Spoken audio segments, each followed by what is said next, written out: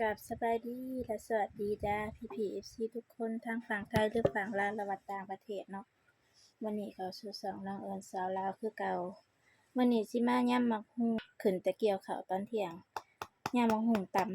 ำกินเที่ยงขึ้นแต่เกี่ยวข้าว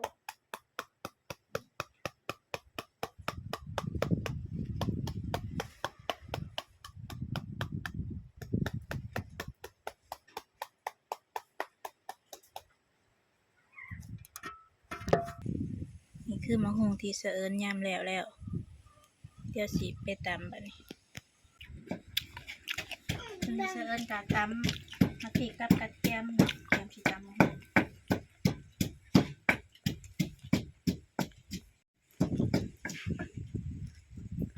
ปลาแดกกับปลาแดกใหม่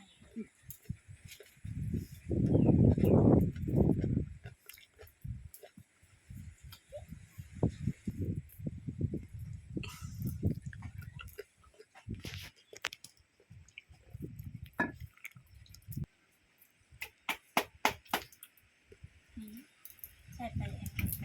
ตำมะพริกกับกระเทียมแล้ว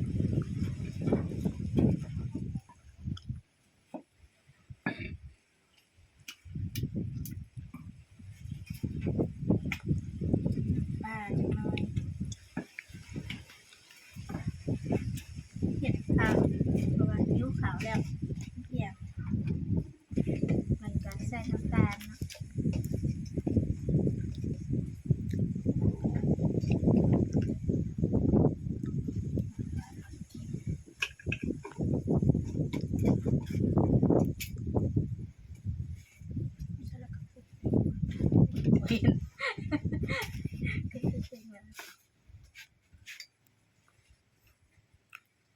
แต่ละแสบหลาย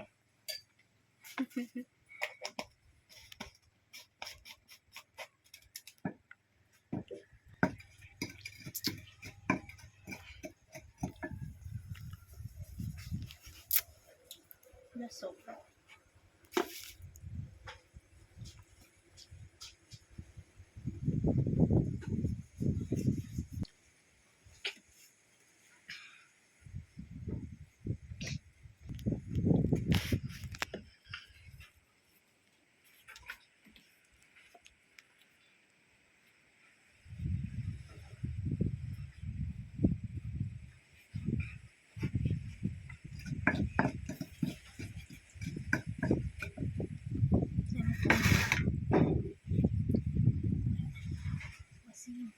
ถ้าซีมแบบตำเลย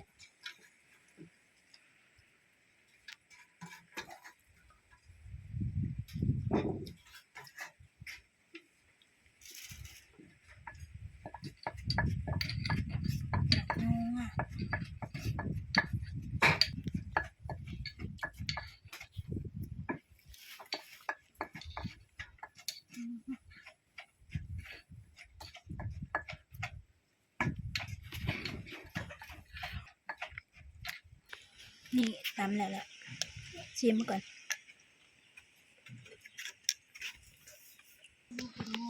เตรียมถ้วยเลยทุกคนมาเด้อพี่น้องกินข้าวเที่ยงกันเด้อนี่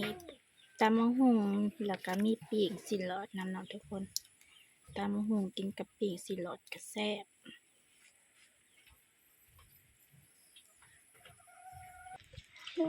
แซ่บบ่แม่ฮะแซ่บเยอะแซ่บแต่ว่ากินข้าวเนาะไม่ใช่ว่าบ่แซ่บปีกสิลอดใกล้สิสุกแล้วโอ้ฝนเลยมาตกเนาะเกี่ยวข้าวตากฝนพี่น้องเอ้ยเสะเอิญมาเกี่ยวข้าวตากฝนเห็นมาแต่เกี่ยวข้าวตอนเที่ยงกินข้าวเที่ยงแล้วว่าสิกันลงไปนัดเขาขู่เขาพ้นมาอยากนอน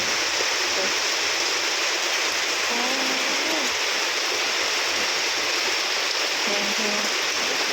ถ้าเป็นอาชีพนี้ก็ช่วยเป็นผู้ได้ด้วยทำการใช้เงิน